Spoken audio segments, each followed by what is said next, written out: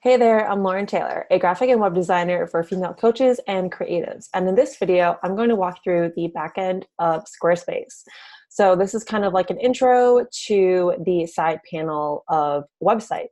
So if you click on pages, you'll see primary navigation and secondary navigation. And this is pretty much all of these pages that are up here. Typically with a secondary navigation, you would change the style of these pages into maybe more like buttons so that they would stand out. But in this instance, they pretty much match the pages that are in the primary navigation.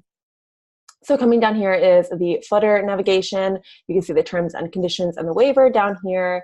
And then not linked is anything that is not showing in the footer or at the top. And as you can see, the home is hidden down here because most people know that if you click on your site title or the logo of a website, it will take you to the home page.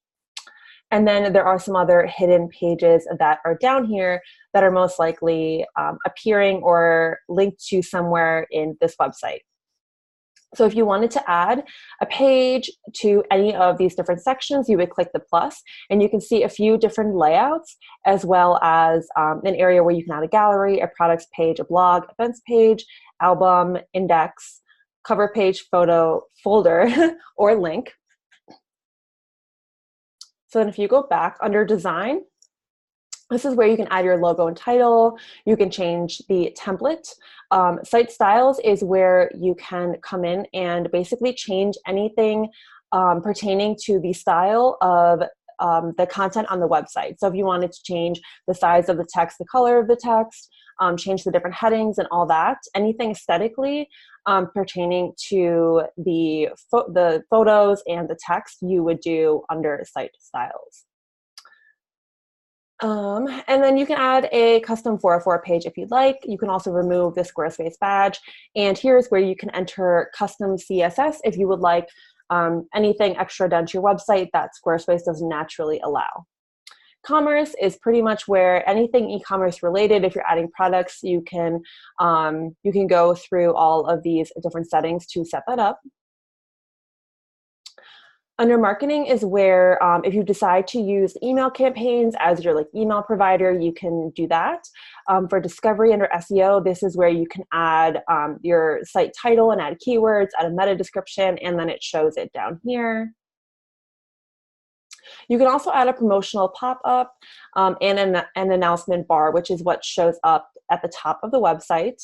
And then you can also, here is where you can add share buttons for blog posts, as well as add the Pinterest save buttons. Analytics is where you can connect to Google Analytics and see how many people are coming to your website, how they're finding you, where they are in the world, Google search keywords you're ranking for, and all of that fun information. Under settings is where you can set the site visibility to private, or you can publish it. You can play around with the language and region. You can add business information in if you're a local business. You can also add social links to the footer. I'm sure you can actually add these anywhere on your site, but that's typically where, if you wanted to put these social links in your footer, you could definitely set that up there and then add a block down here that would allow that. Connected accounts is where if you publish a blog post and you want to have the blog post automatically also published to those social media accounts, that's where you would set that up.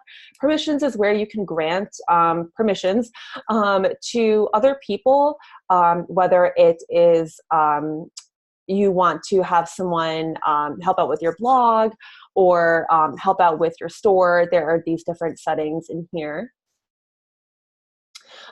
Domains is where you can purchase a domain. You can also set up your email and your custom Gmail through your domain, billing an account.